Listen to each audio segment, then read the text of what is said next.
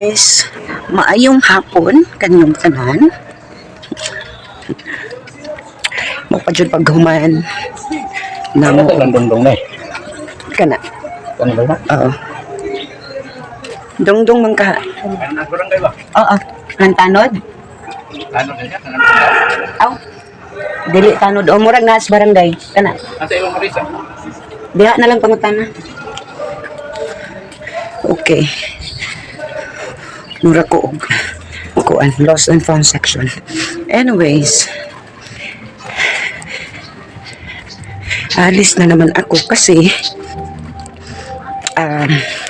may aanuhin ako sa UL bibilihin para sa aking first class on the 20th.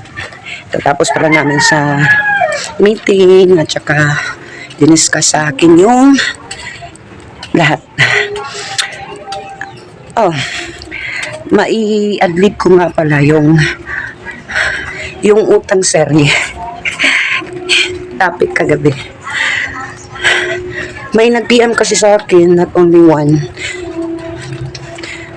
not only two, tatlo sila. Kasi yung description is parang ako. Hindi naman siguro eh. Timingan naman siguro na kasi ako at that time nasakit and actually hindi naman that time na nagkasakit ako na utang. I-consider ko na lang utang pero hindi naman po ako yung hindi naman po ako yung mismong nag-initiate, yung nag-attempt. Sila siya. Okay.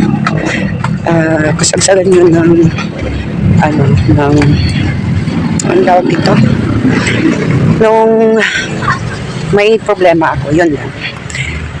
Anyways, may mga nag-PM kasi sa akin, baka daw ako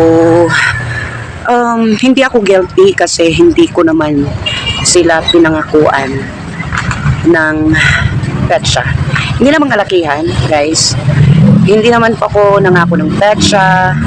Ako lang po yung nag-anak. Bali, sinabihan ko lang na pabayaran ko yan kapag makabalik na ako. So, that's it. Makabalik na ako sa work. So, ayun, since makakabalik na ako, yun ang ano ko talaga.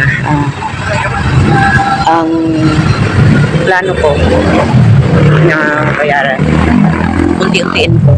Hindi naman siya kalakihan. Pero, yung topic kagabi, yung description, parang na timing lang. Pero hindi po ako guilty because hindi po ako nangako ng petsa. Ako din yung type na na kapag ako po yung nag-initiate, ako po yung nag-ano talaga na manghihiram. Mag-set po ako ng date at saka prior to that date, kung wala pa namang hindi pa ako sure, nag-PPM naman ako. Nagre-remind naman ako. So ayun, I'm not guilty. So baka iba yun. Pero since na-topic ko yung utang serye, yes, may utang po ako.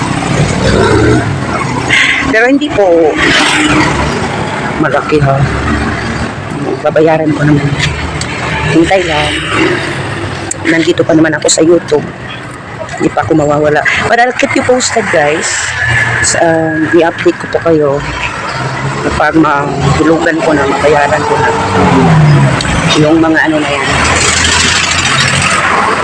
Happy lang tayo mga kabulso.